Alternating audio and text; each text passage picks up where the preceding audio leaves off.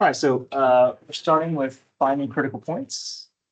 So big picture is finding the derivative, setting the numerator and denominator of derivative equal to 0 if there's a denominator. So let's try that.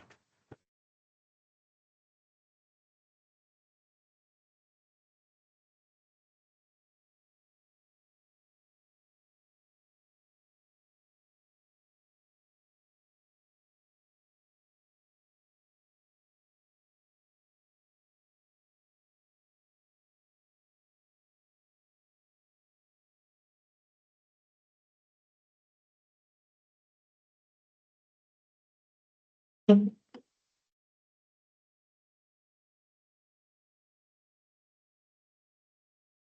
if I clean this up, my second term is going to have a variable in the denominator.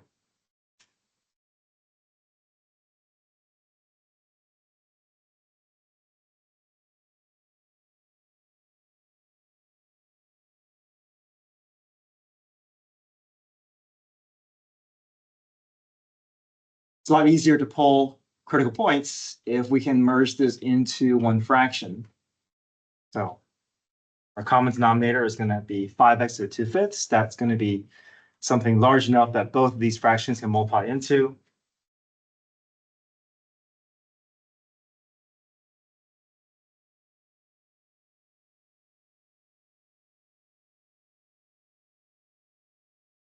Okay. Balance these fraction. This denominator is different than this denominator. It's missing an x to the 2/5. So multiply the top by x to the 2/5.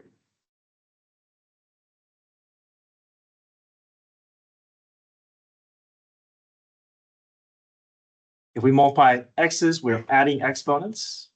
So 2/5 plus 3/5 is 5/5.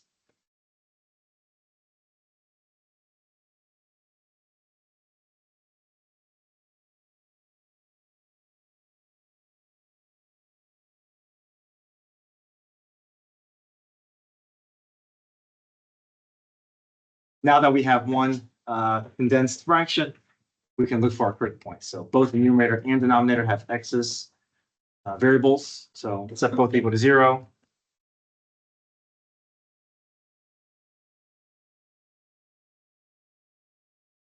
Solve for x.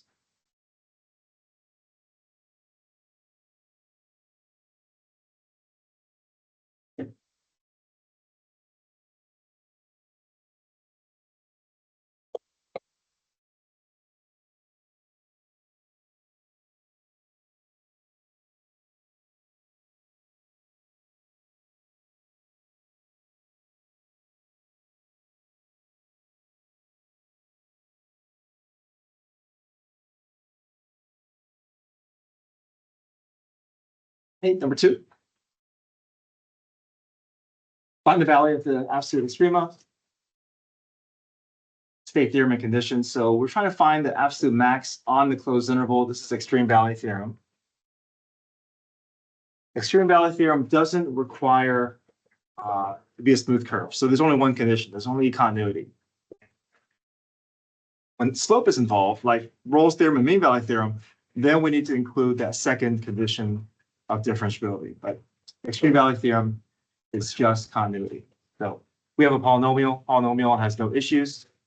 Our function is definitely continuous.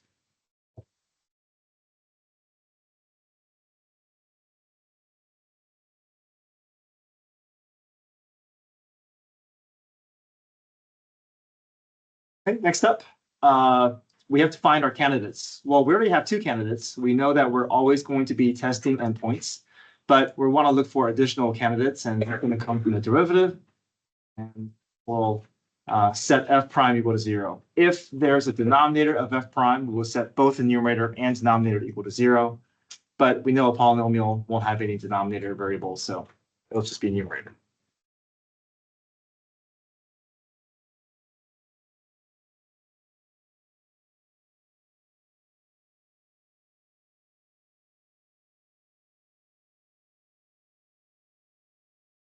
Set equal to 0, I can factor out 6.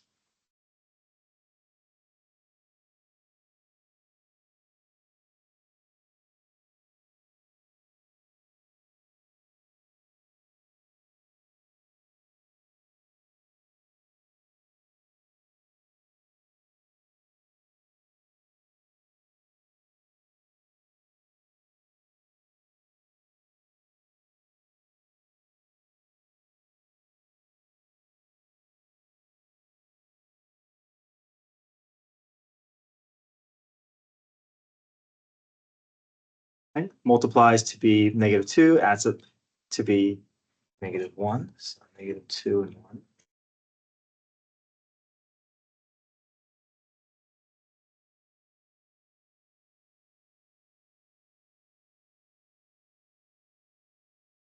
So we have two critical points, but we always want to look to see, does it fall inside the interval? Because if something is not inside the interval, then it's not part of our problem. But 2 is clearly between -2 and 3, and -1 is also between -2 and 3. So we're going to test all 4 points. The way we test them is we plug them all into our original function. We can use our calculator, and we're just going to identify the y values. Okay. So -2 will give me a y value of -3. Plug -1 in, I get 8. Plug 2 in, I get -19. Plug 3 in, I get -8. Make sure you're plugging into f of x and not f prime, right? We don't want a slow value. We want a physical location that's going to come from your original function. And then you're only going to provide me the y values. Absolute max value is 8. Absolute min value is -19.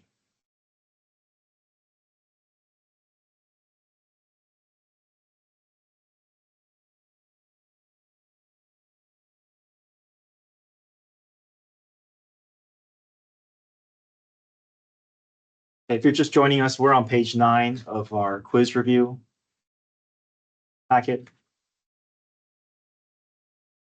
Okay, let's look at number 3.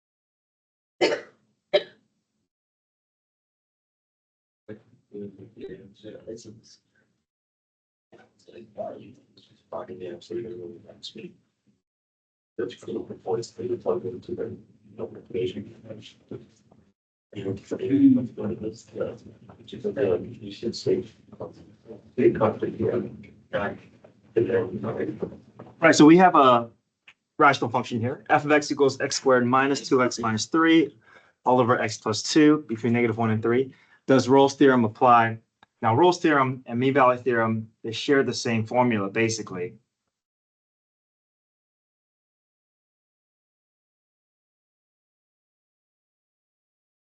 It's just that with Rolle's theorem, our average rate of change should always be 0. But with mean value theorem, the slope between the endpoints can be anything. Could be 0, could be 3, could be 6. But Rolle's theorem is specifically trying to look to see if we have an average rate of change of slope 0, and then finding that slope 0 using the derivative. But we have two conditions that we need to make sure we get out of the way in terms of Rolle's theorem. What are the two conditions? Continuous and differentiable. So for us, if we can get it past the first condition, the second condition will go along with it. I won't give you one where it's continuous but not differentiable. But could there be a continuity issue with this problem? Yeah. Okay, where do we look? Denominator. Okay, so let's see if there is a break in the graph. There is a break in the graph. If we set the denominator equal to 0, we're going to see that there's a vertical asymptote at x equals -2. Now, it doesn't mean that it's always going to fail because we only care about the interval. So is -1 going to interfere with my interval? No, right? -2 is clearly outside of my interval. There's no other issues with my function, only at -2. So we're safe. Okay, so we can go ahead and write our conditions. Now, if the vertical asymptote interfere, or the hole, if they interfere with the interval, if we can't say the function is continuous on a closed interval, we'll just say that the theorem doesn't apply.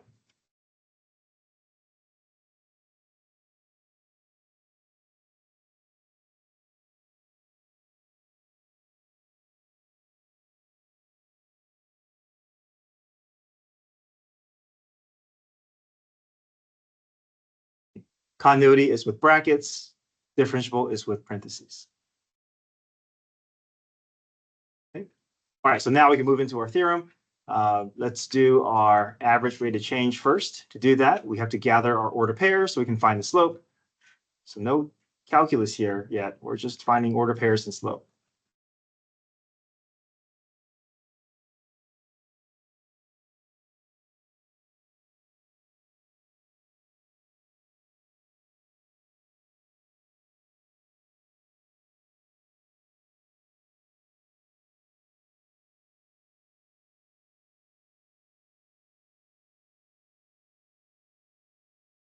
Right? F of -1 is 0.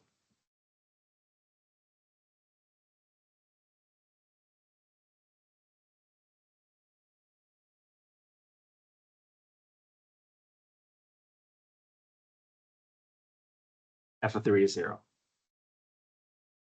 So let's find our average rate of change. Changing y over changing x, so we do 0 minus 0, or 3 minus -1. This gives us a slope what? Slope 0. So that's what Rolle's theorem needs. It needs slope 0, which we have. So again, do the order pairs have to produce y values of 0 in order for Rolle's theorem to apply? No, as long as these are what? The same. Okay. So if this is 3 and 3, it still works. If it's 5 and 5, it still works. But if it's 3 or 3 and 5 and 5, make sure that we don't make our average rate of change match this number, right? The average rate of change is still going to be 0. We're finding the slope. We're not polling this number. It's just a coincidence that these are the same numbers. Okay, so now we have this piece. Now we need to find the derivative, and we're going to ask the derivative to tell us where this curve is going to experience a slope 0. So to get the f prime, we have to use what? Quotient rule.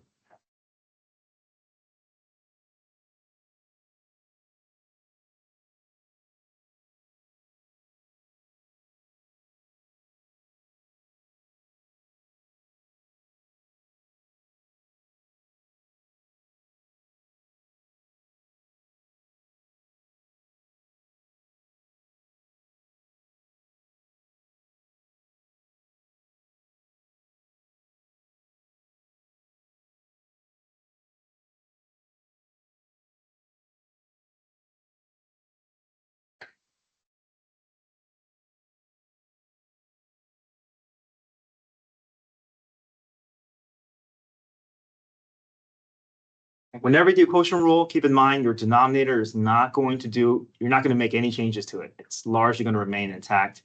There's no canceling out, no foiling. It's really just the numerator that we have to clean up.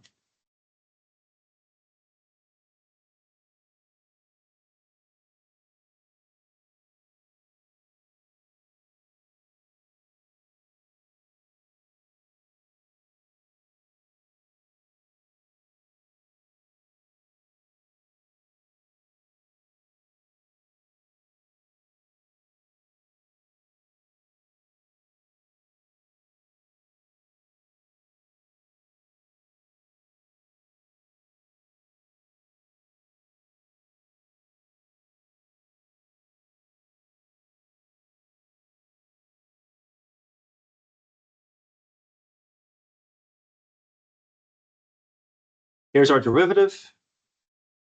We're going to set it equal to our average rate of change.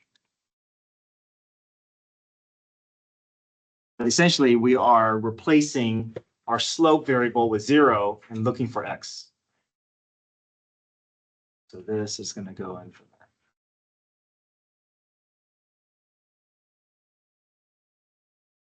So whenever I see 0 and I see a fraction, I can always put a 1 underneath my 0, just so it can help me.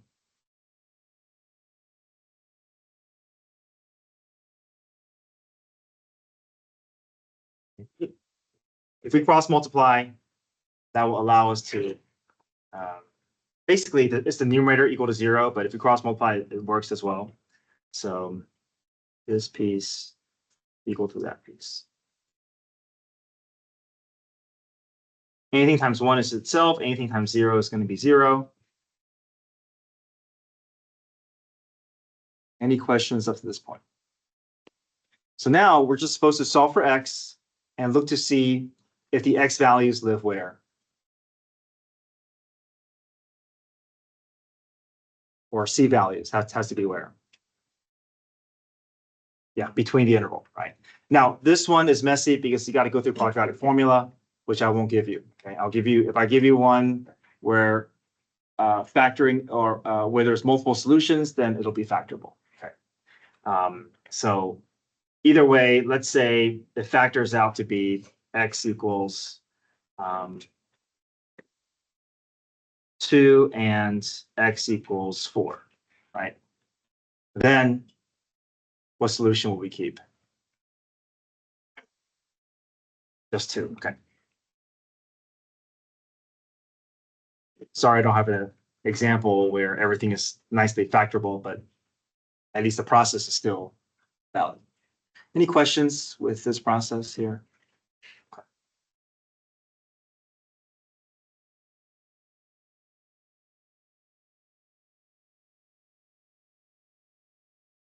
So are we gonna have to graph one? Yes. It'll be like number 7 on the back. Is that what you're talking about? Sketching a graph. Yeah. Yeah. We'll do one of those.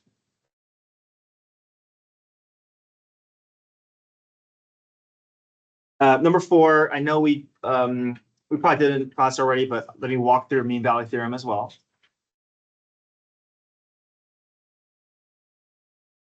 So here, number 4, if our function is x cubed minus x minus 1, it's a nice polynomial. Our function is going to have to, it will pass both conditions. Continuous, brackets, differentiable with parentheses. Now, mean value theorem follows the exact same formula as Rolle's theorem. We're going to go ahead and find our ordered pairs and find our slope. So plug -1 and 2 into the original function. Get those y values, find the slope between the endpoints, change in y over change in x, we get a slope of 2. Once you find your slope, then move on to the derivative. X cubed minus x minus 1 is 3x squared minus 1. We're going to take our slope information, put it into our slope variable, and solve for x. When we solve for x, if we get multiple solutions, we have to make sure that both fall inside the interval. We're guaranteed at least one, but here, -1 does not fall inside the interval. It is at the endpoint, which is not good enough. It's got to be between -1 and 2.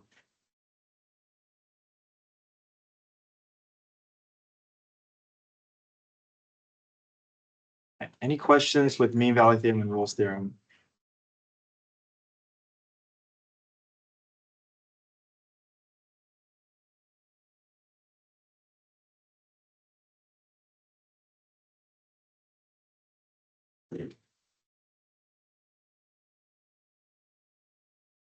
Okay, next page.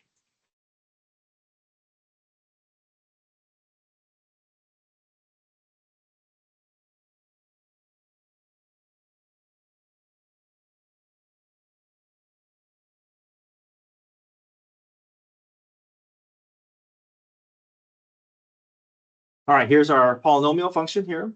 Find the following where appropriate. Find intervals where the graph is increasing, decreasing, relative max, relative min.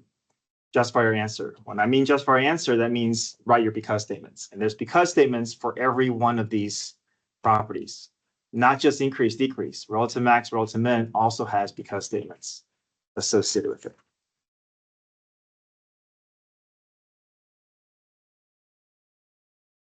Derivative.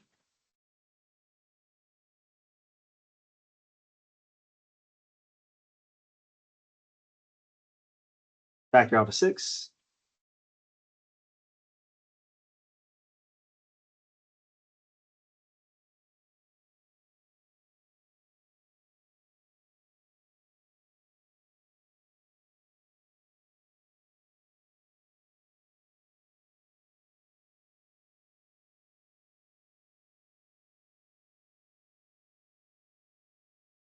Go to our sign line.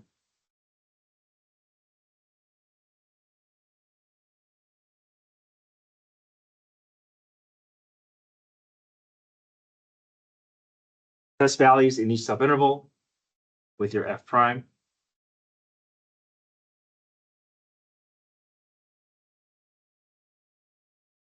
-3, I'll get negative times negative, which is positive. My graph is rising in that interval. Plug 0 into my slope. My slope function here. 0 plus 2 is positive, 0 minus 1 is negative. Positive and negative is negative. My graph will be decreasing. Plug 2 in, positive times positive is positive. Interval, I have two intervals of increase, one interval of decrease. There's a relative maximum because of the way that my graph is rising and falling. There's a relative minimum because of the way that my graph is falling, followed by rising. And when we write our interval statements, we don't include these numbers, right? These numbers are just to get the arrows and the signs to show up, but we're only relying on -2, 1, and then positive and negative infinity.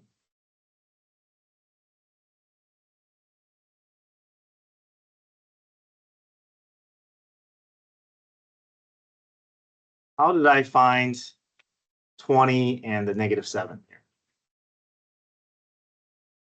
Good, original. Original will give me the y values.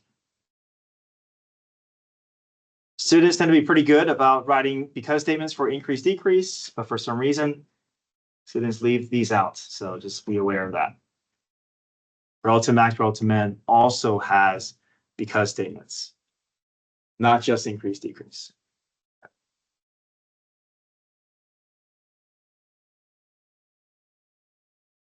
Make sure you name what's changing. Don't just say that the sign changes or that it is changing or that graph is changing. You want to say f prime or whatever the derivative of this function is.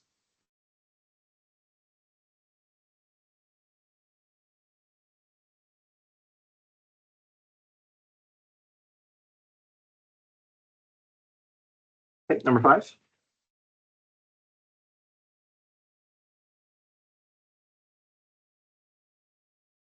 Now we're dealing with concavity, so this is going to take us down to our second derivative function.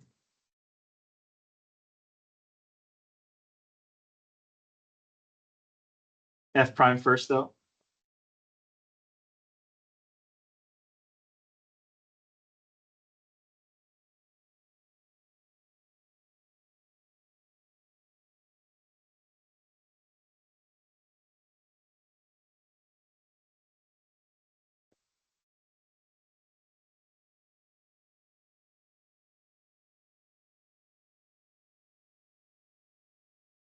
And so I can set the second derivative equal to 0 because I want to find critical points at the second derivative level.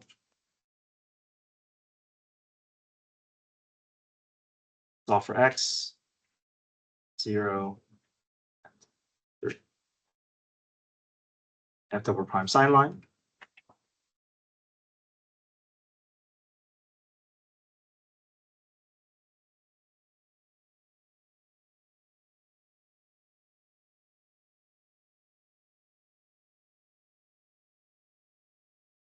Test each subinterval here into the second derivative because I want to gain information about my concavity.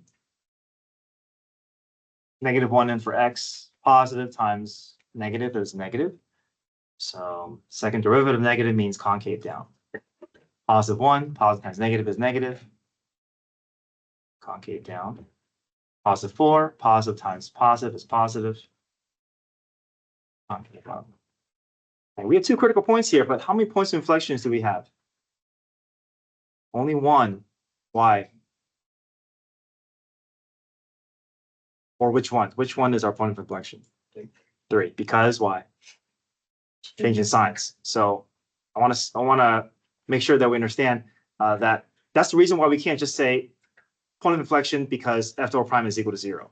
That's not strong enough of an argument. You have to indicate that there's a change in signs because at 0, f double prime is equal to 0. It's a critical point, but it's not a point of inflection because there's no change in signs. But we don't include these numbers in any of our interval statements. And if I want to find this the y value associated with this point of inflection, I plug 3 into the what? Into the original. Yeah. So our because statements need to be included as we write all of our statements. So point inflection is at 3, plug 3 into the original function, I get negative 146. The reasoning is because f double prime changes signs. If you want to say it changes signs from negative to positive, you can, but just indicating that f double prime changes signs is good enough. Again, a lot of students want to say this. They want to say because f double prime of x is equal to 0. Again, that's not good enough of an argument. All right, concave up from 3 to infinity because f double prime is greater than 0. Concave down, 2 separate intervals here, negative infinity to 0, and then from 0 to 3 because f double prime is less than 0.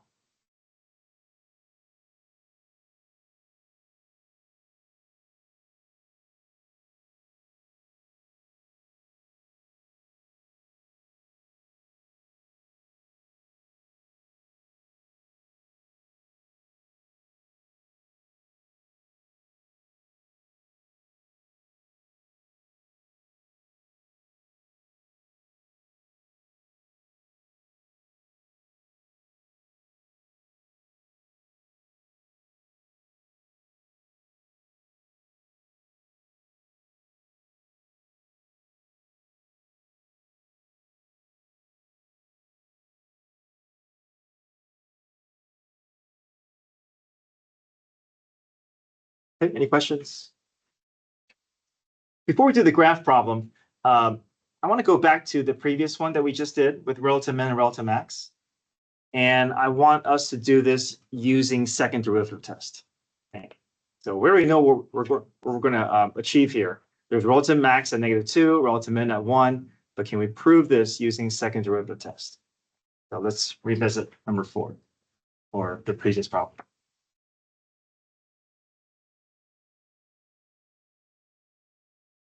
It was number 5 on the worksheet.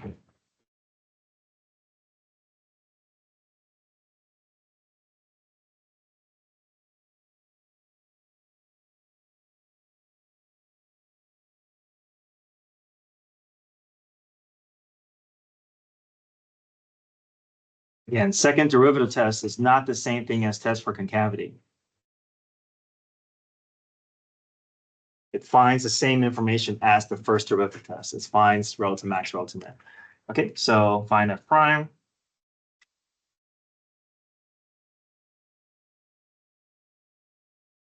That equal to 0.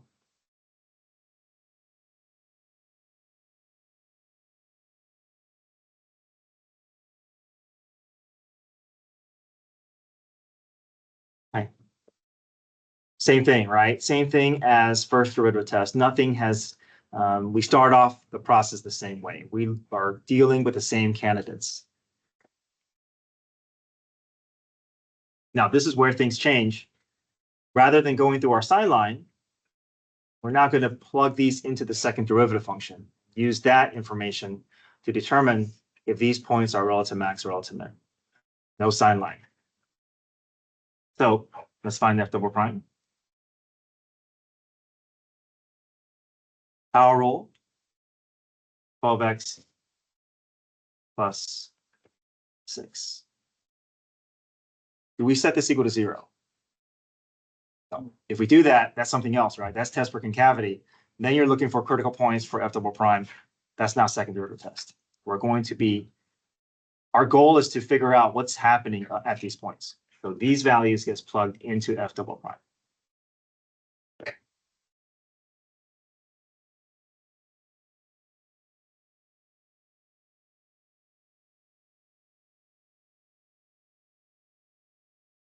Negative 24 plus 6, we get negative 18. And if the number is not that important, it's kind of abstract number. The important thing is that this is what? The negative value, which means that this at -2, this is telling us that this is part of a what? This graph is concave down. This is what concave down looks like. And we know that at -2, it's a place where the slope is also 0. So if we can look at that graph and look at that point, we can convince ourselves that at -2, there must be a what?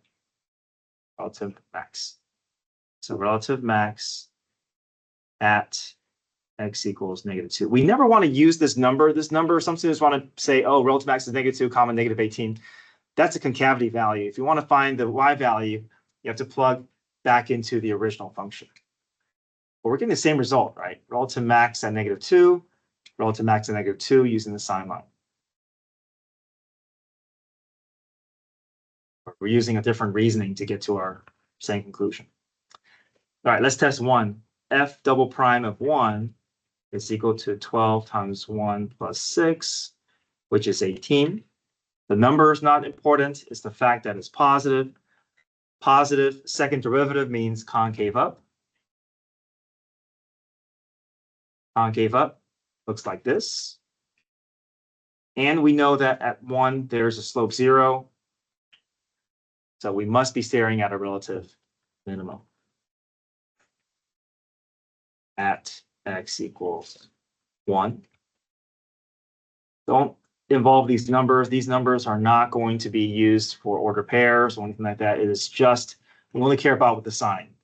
A lot of students want to use these numbers for, to indicate, oh, there's a max at 18 or min at -18. Those numbers are not useful, besides the fact that it's positive or negative. So relative min at x equals 1, relative min at x equals 1, right? Same conclusion, different path. So likewise, what if I gave you a problem where I just gave you a bunch of information about a function? So let's say f of 2 is equal to 5, f prime of 2 is equal to 0, and f double prime of 2 is equal to -146.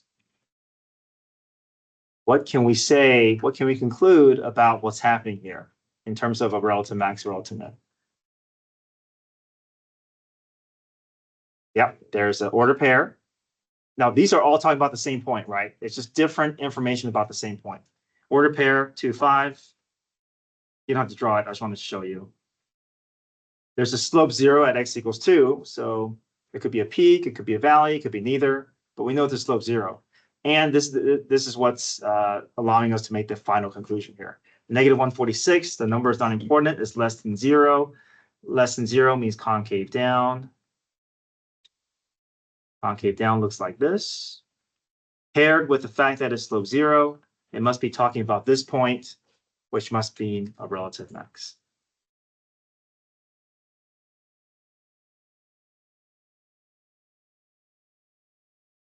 Okay, so those are the variations of second derivative test. Any questions there? Okay, let's do the graph.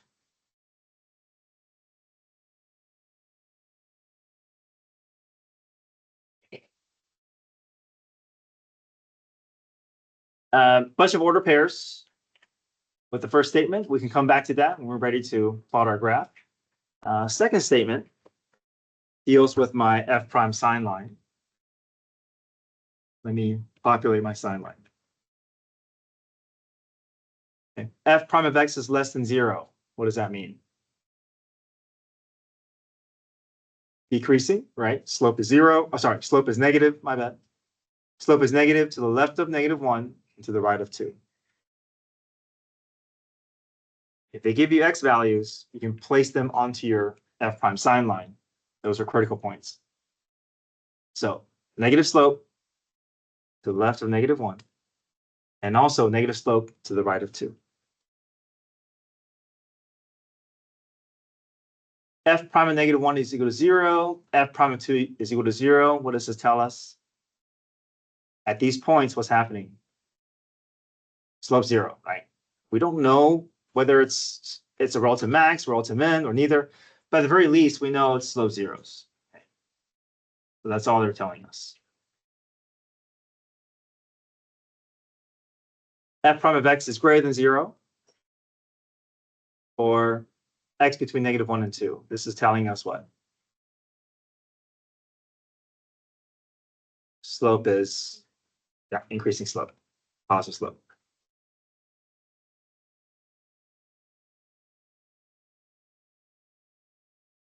So just with this information, we should be able to sketch a decent picture of the graph. The second derivative just gives us a little bit more detail about the graph.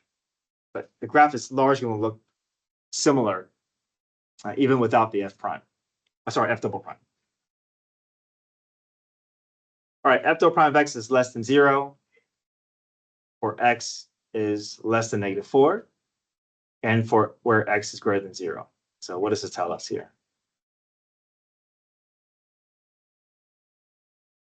Second derivative less than 0 means concave down, and they're telling us where it is, to the left of -4 and to the right of 0.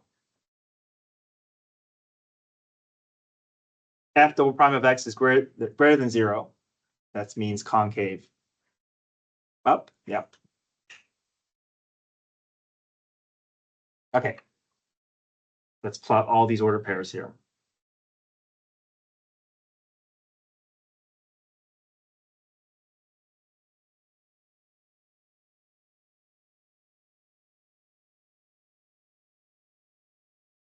It's -2.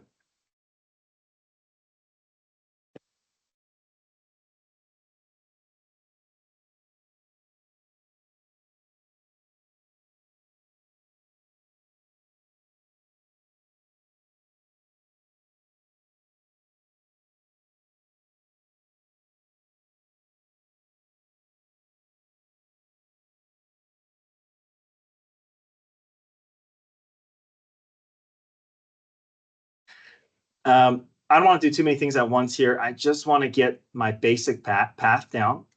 So once I have my path set, I'm not going to veer too far away from it. So the concavity is not going to create a new path. It is just going to go along the path we've already set. All right, so we expect a relative min at -1. I'm just going to follow the path here. Decrease until it hits -1, increase until it hits max of 2, and then decreases, right? So our graph is largely going to follow this path here.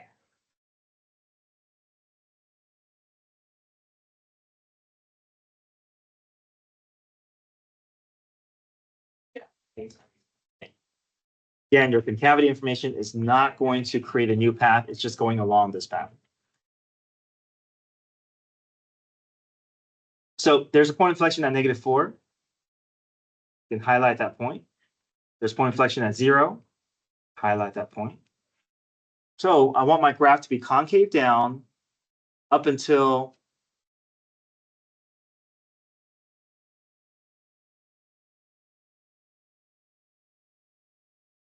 see. Sorry, concave down up until -4. Then it switches to concave up. And then after that, concave down. So concave down up until this point here. So like this. Concave up. And it switches back to concave down.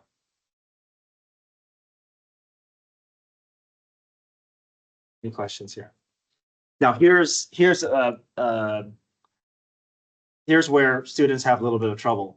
Is they look at this and the temptation is, okay, why can I not just finish that whole arc and make it a full concave down? Right. This is what students want to do, but why do we not want to do that? What's wrong with doing this? It should be decreasing, right? We've already established the path. The path is decreasing. So if we do a full concave down, then we're creating a new path, and then that is conflicting with this property. Okay. So concavity doesn't have to show a full arc. It just has to, if it only shows a portion of that arc, that is still concave down. Right? Concave down doesn't have to show the full arc in order to be concave down. If it's only a portion of concave down, that's still considered concave down.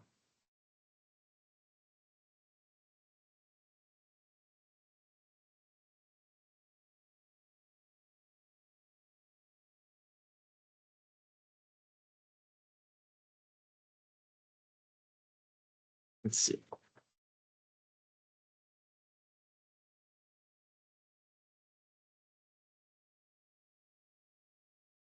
Okay. Page 13.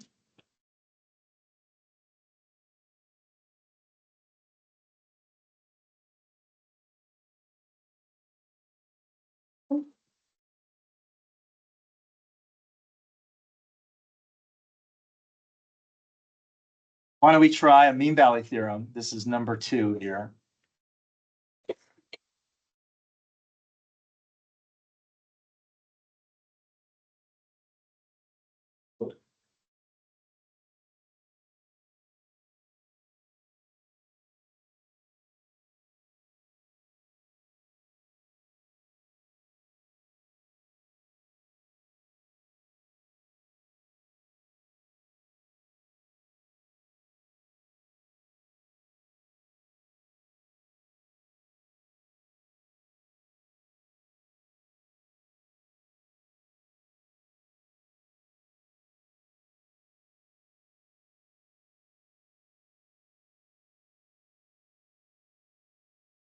Mean valley theorem requires 2 conditions: continuity and differentiability. There is a denominator in our function. We do have to consider the possibility that there could be an issue with continuity, but the vertical asymptote is at x equals 0, and 0 is not going to interfere with my interval, so we're safe.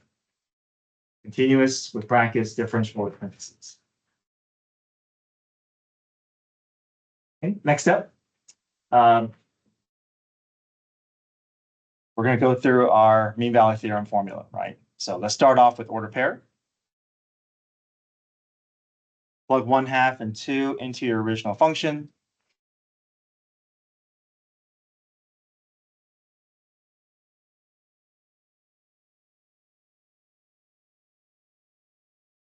Get your y values. Once you get your order pairs, find your slope between the endpoints.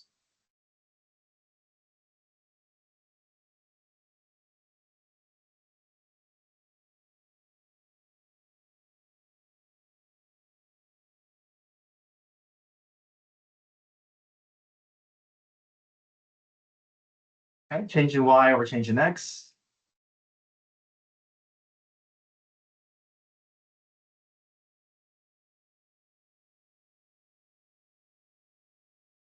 We get -1. So -1 is our average rate of change. That's the slope target that we're after. And now we're going to use the derivative to help us locate a point on the curve where this slope exists. Okay. So define f prime. We could split up into individual fractions, avoid quotient rule, but we can go through quotient rule as well. It won't be that much longer to do. F prime g minus f g prime.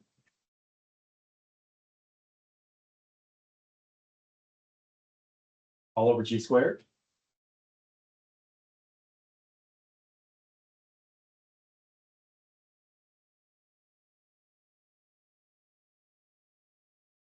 That cleans up to be -1 over x squared. Here's my derivative. Here's my slope. Here's the slope that I want to find. So -1 gets inserted into my slope variable, and I'm just looking to solve for x. So -1 over 1 equals -1 over x squared. Cross multiply. Negative x squared equals -1. Negatives cancel out. X squared equals plus or minus 1. 1 and -1 are potential solutions, potential locations for the slope behavior, but I only want to keep what's between my interval. So -1 is clearly outside the interval. We're only going to keep x equals 1.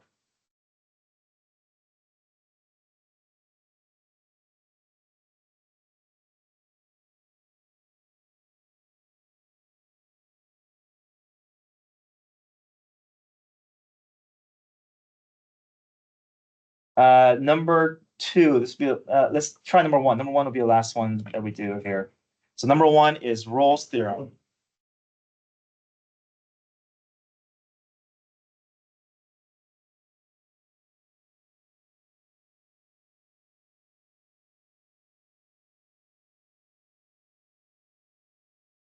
again, there's a denominator that's potentially going to cause issues for us. We look to see where that vertical asymptote is.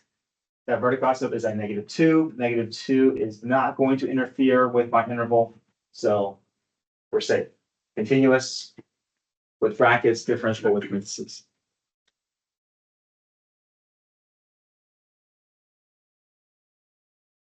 Right, just like before, just like mean value theorem, we're going to find order pairs first. And then find slope.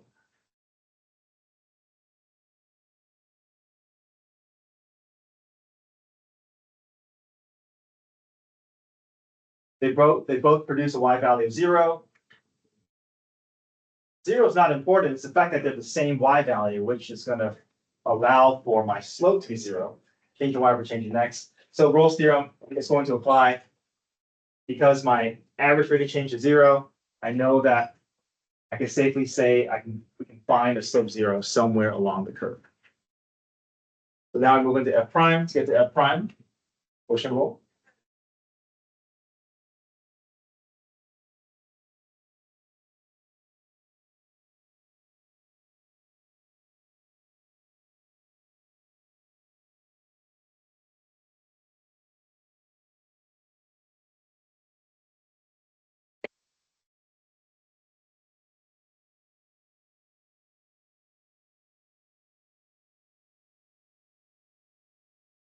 F prime g minus f g prime all over g squared.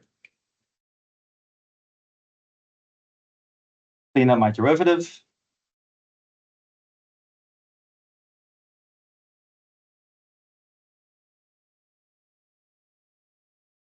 So I have my slope formula. I know what slope I'm trying to find. I'm looking for slope 0. We've confirmed it between our average rate of change that our slope that we want to target is 0. So put 0 into your f prime variable. I want to cross multiply, so I want to put a 0 over 1. Cross multiply. This one does factor. Okay, so the previous one we didn't factor. This one factors nicely. We can solve for x. X equals 2 and -6.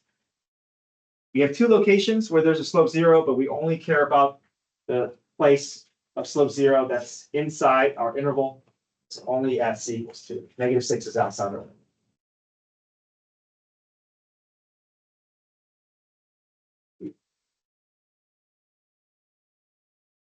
All right, let me know if you have any questions.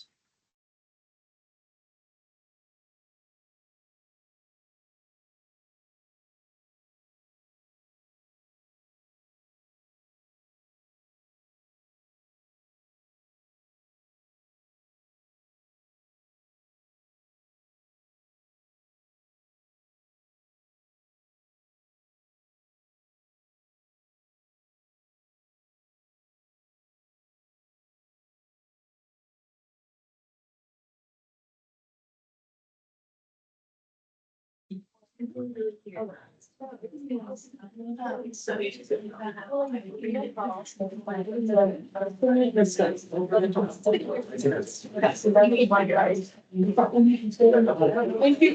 right, see you guys. Yeah, see you class. Yeah,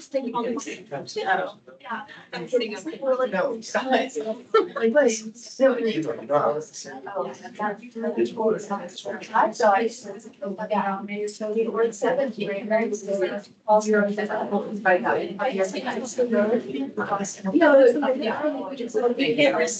see it.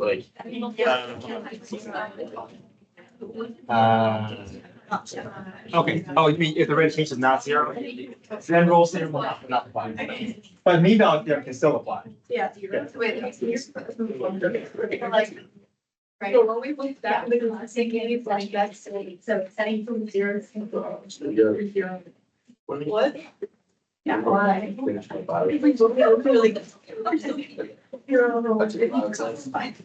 And I didn't say which one. You know, when No, we got it. I know. Right? And you get it, but then it's complicated about the other way. But I got home. Yeah, if it's not continuous on the interval, then we stop the problem and say, shoot, the interval is fine. Can't go into 7. Okay, so I said, I apologize, I'll do it, sorry.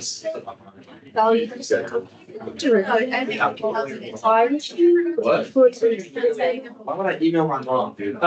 Because this is my slope that I want to target. So I'm inserting that -1 into my F prime variable. Okay, so you would do the slope of one. Let's see. This was-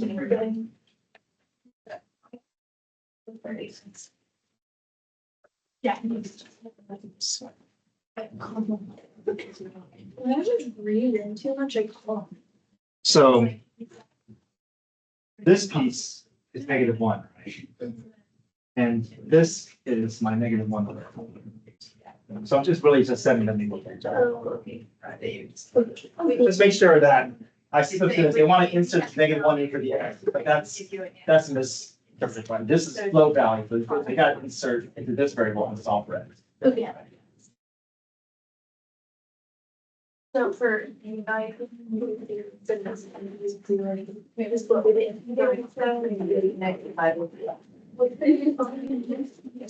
Okay.